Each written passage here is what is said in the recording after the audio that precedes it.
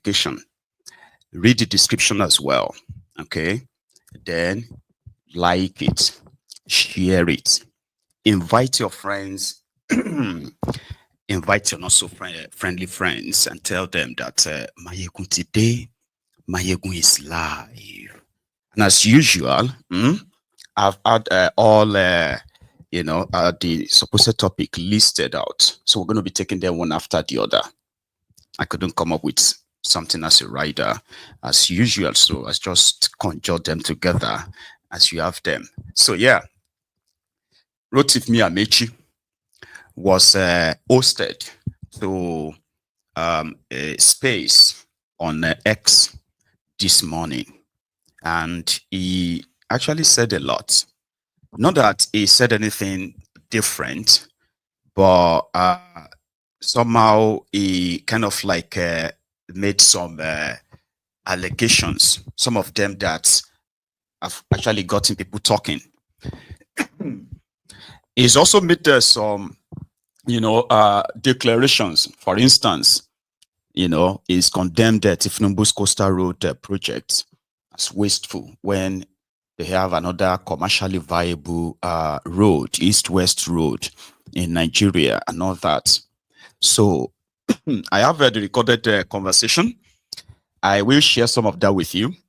However, we have a bit of the highlight of that to first listen to. Okay. So he also took a bit of a jibe, a subtle jibe at Peter Obi and the obedient. So according to Rotifmi Amaechi, he said that the most important thing for any politician aspiring within their coalition is to find a way of winning over the party's delegates so that you can win the party's tickets. Not about going everywhere, meeting this or doing all of that. It's enough. Then he went on to say among their coalition, which is, like I said, subtle jibe, is referring to the obedient in that context. He said that they are the supporters of one of them. They love to abuse him and, and all of that, despite the fact that they are all in the same coalition. And that's fine.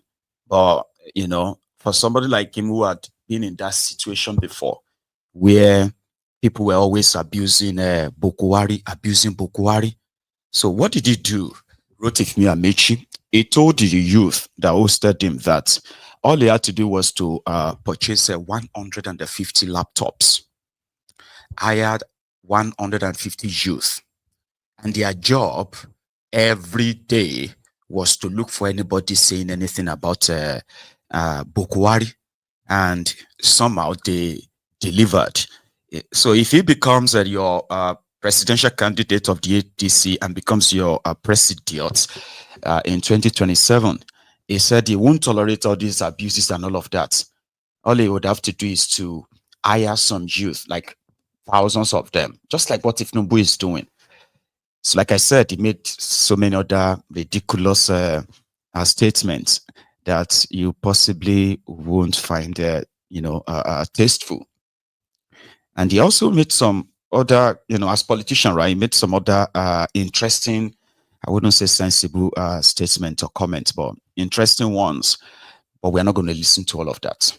So this evening, brethren, we shall start with Amaechi's diatribe. I call it the diarrhea of the mouth. Okay. So the part where he says something about the Tifnumbu's Coastal Road is right, but unfortunately, he is not the right person to actually come out and condemn Tifnumbu's thievery and misplaced priorities. But first, we'll listen to that part, then I'll come and add my own comments. So as we are joining us, remember, like, share, and before you start commenting, and let me know what you think about the audio. So I brought a lot of caps I'm going to try on. So maybe the next time you see me, I may be coming up with different caps until I find the one that fits. But the first part, Amaechi, is a statement on the Coastal Road and all the other nonsense he added. Until I got NDDC to fix that part of the road. Now, let me tell you this story. Why I laugh at the so-called coastal road. If you do the bridge from what's this place in Akwa Ibom, Oron in Akwa Ibom, you do that bridge to Calabar, you have completed East-West Road. Up to today, nobody has done it. Why did Goodluck Jonathan, as president of Nigeria, who had resources, not do it for the South people? So, young man, I will repeat it 100 times that Jonathan was not our brother. If you vote for me, if Nigeria think I won't do that Oron bridge, I will do it. Because I will abandon the so-called coastal road, because that's a road for stealing. If you complete the road from Calabar to Oron and fix the East-West road, it's the same thing as coastal road now. Why waste 13 trillion or is it 33 trillion naira when people are dying of hunger? So, young man, Jonathan is not our brother. All right. So, good afternoon, Your Excellency. My question is very straight. You said you're going to stop the coastal road because it's an avenue for corruption. So the question is, are you also going to stop the Sokoto-Badagry coastal road, and an extension? Which other policies of the APC are you going to reverse when you if you become president? Thank God you said you asked this question. I didn't say I will stop the coastal road. I just told you, I said that, look, in place of the coastal road, if I were this government, we should just have done the bridge from Oron to Calabar. Once you do the bridge from Oron to Calabar and you expand the East-West road, you achieve the same objective as the coastal road. And I'm saying that the money you are spending building the coastal road will have been saved, because what we need in the South is a motorable road, and the East-West road should be made motorable. Currently, it's not motorable. Everybody knows that. Currently, there is no link between Akwa Ibom and Cross River. People from Cross River are suffering. They can't even they can't go to any part of Nigeria. They are locked in, and some of them are still talking about APC. What APC nonsense is that? Now, I will not stop any of those roads if they are viable. I'm not talking about reversing on this interview. We're not talking about reversing any project. So it was good you asked that question. I'm not going to reverse projects, but I will prioritize. What is prioritization? The priority for me is, how do Nigerians feed? So how many people, and how do I get people from Cross River to come out to Akwa Ibom? Because the moment people from Cross River can come out to Akwa Ibom, and Akwa Ibom people can go to Port Harcourt, and Port Harcourt people can go to what is it called? Bayelsa. Bayelsa people can go to Delta, and Delta people can go to Edo. You have done East-West road.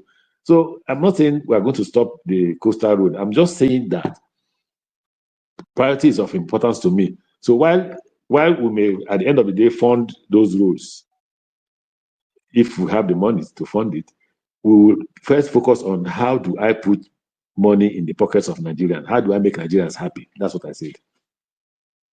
Question. I have a completely different question then. Please do. Okay, no problem. Easy.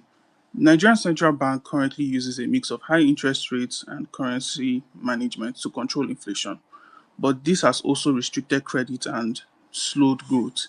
If you are president, would you back the CBN's current tightening stance on, or push for looser policy? And specifically, what inflation target, exchange rate regime, and money supply growth rate would you aim for in your first 2 years? It's a very specific question with specific numbers. Thank you.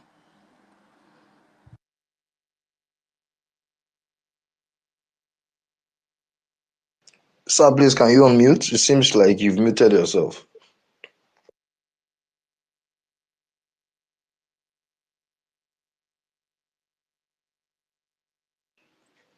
His Excellency, sir, can you hear us, sir? Can you hear me now? Yes, sir. I said it's a good question. Unfortunately, I'm not an expert in finance, so I will keep the experts in finance to advise me on this. Right, Did I answer that question? Can I maybe ask a much simpler question in a different way, not directly finance? In your opinion, do you think the CBN is doing the right thing when it comes to monetary policy? In your opinion, If they were, the exchange rate won't be as high as it is now. Okay. Thank you very much, sir. Thank you very much. That's all my question. Thank you. Okay. All right, thank you so much. Yeah. So, Esteem, please. Until I got NDDC to fix that part of the road, Now, let me tell you this story. Why I laugh at the so-called coastal road. If you do the Hmm. So that was Amaechi on Circle. So that was Amaechi there, giving his own opinion about coastal road and why east-west road would have achieved the same goal and cheaper as well, especially for them in the Niger Delta.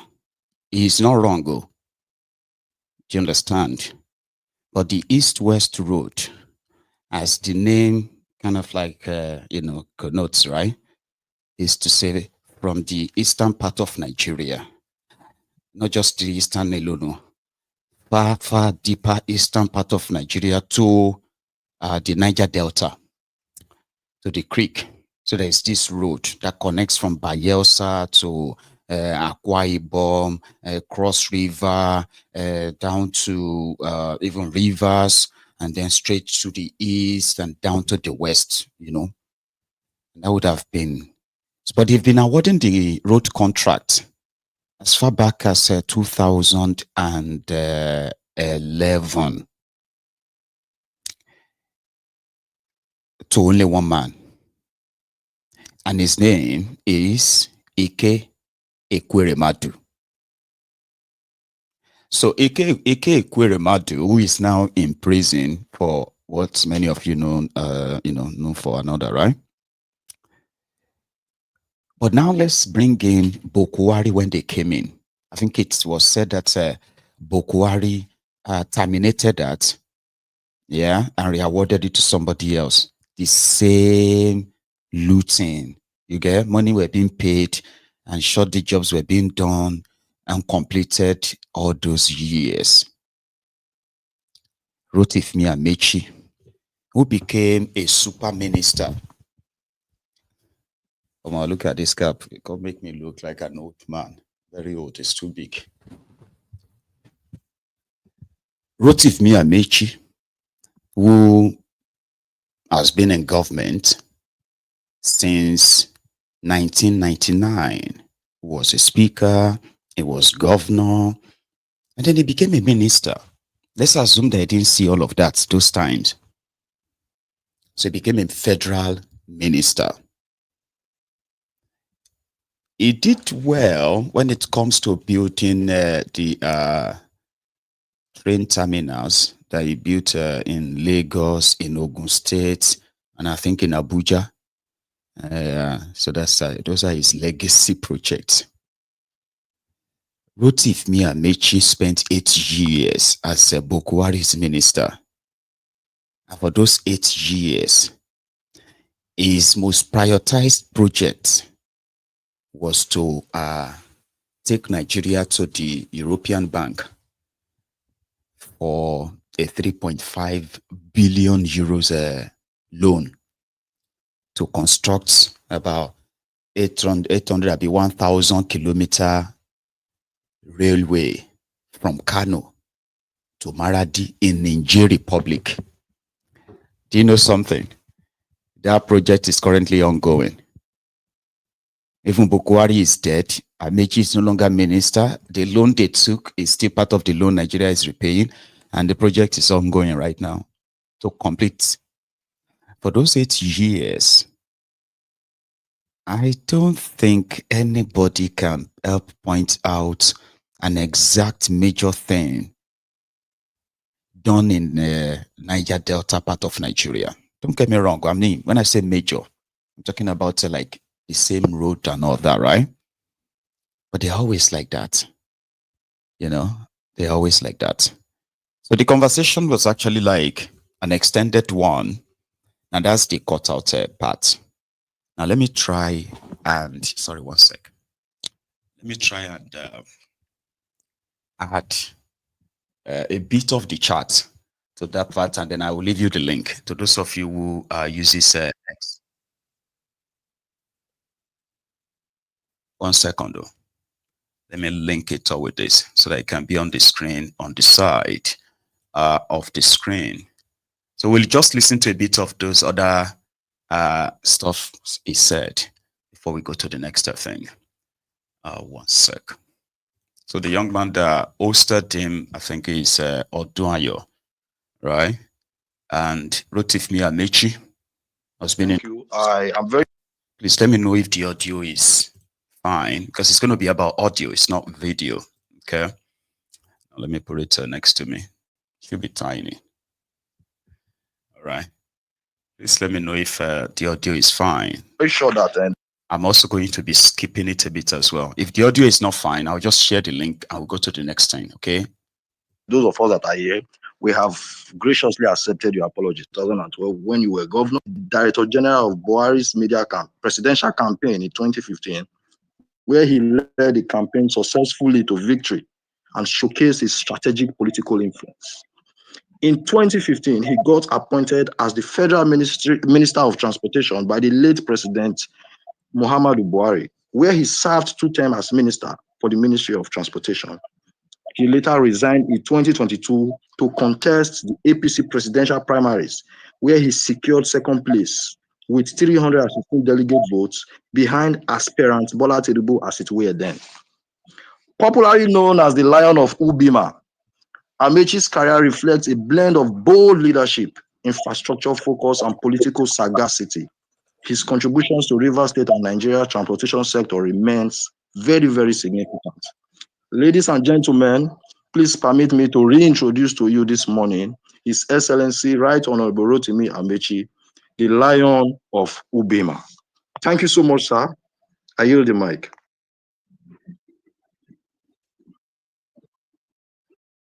You yield the mic to me. Yes, sir. Okay. So I will start with Odunayo. Odunayo, I don't go late for anything. You can ask anybody who knows me. I keep to time. All right. Thank you so much, My Excellency. You can ask anybody who knows me. You see, Unfortunately, Odunayo, please. Unfortunately, yesterday I mentioned to both Bolaji and History that I have a routine of exercise. I walk for 4 days. Every 4 days, I must do a walk. And I walk 24 kilometers, which takes me 4 hours for 4 days in a week. And that I will do that tomorrow, that being today, which is Saturday, the last day of the week. And therefore, they should consider that. So if they didn't pass that information to you, please don't hold me responsible for that decision. However, that does not mean that I'm not apologizing for keeping you. all right. I am apologizing for keeping all of you who have left the things you are doing because they are very critical and important to you. It's important that I apologize to you. The only thing I wanted to correct is I don't want to keep anybody with the idea that I am among those who go late to their functions or responsibilities. I take if you give me, like you said, if you tell me, you can ask the former Minister for Finance. If we agree for 10 o'clock, I'm in her office 10 minutes to 10. And as usual, most people don't come early to their offices. But anyway, the most important thing was that I keep to time. Now, on the issue of the invitation to have to speak with you, I thought you will leave in the sense that you direct what you want me to say. Don't worry. Because Definitely we'll do so. Yeah, the intention of this space is for ordinary Nigerians like myself who ask questions to people who have who have occupied public offices, who intend to do so in the nearest future again. So our job here is to moderate the session. So you make you speaker. What am I going to do in the assembly? I may not likely not be the speaker. So I will withdraw for you to go and run. And I ran, typical of Nigeria. The rich men who felt I shouldn't have run to win fought me. At the end of the day, they rigged the election. I went to court. That's when we had courts. And the court said, you are right. You not only won the election, the candidate who ran against you was not even qualified to run. So immediately I won at the tribunal, it was clear I was going to be the speaker. And the House unanimously elected me as the speaker. And I was the first speaker for a very long time in Rivers State that led the House for 8 years without being impeached. In Rivers State, every 1 year, they will pass the baton to somebody else to take over. But me, there was no attempt to remove me, much more remove me from office. So when you say, okay, you were governor at 42, but I was speaker at 34, I knew what to do. I knew how to fight for my right. I knew how to mobilize Nigeria and the Rivers people to go and fight for their right. But the current person now, I mean, the youth as we have today, I know they will attack me, especially Gen Z, will tell you they will shoot at us. Why did they not shooting at us? When I was a student, didn't they kill people in Uniport? Did they kill people? I was in Nance. What you heard there was National Union of France, but I was also in Nance. I went to contest for the office of the national, the president of Nance. And when the convention held in Kano, in the night, the Marxist movement of Nigeria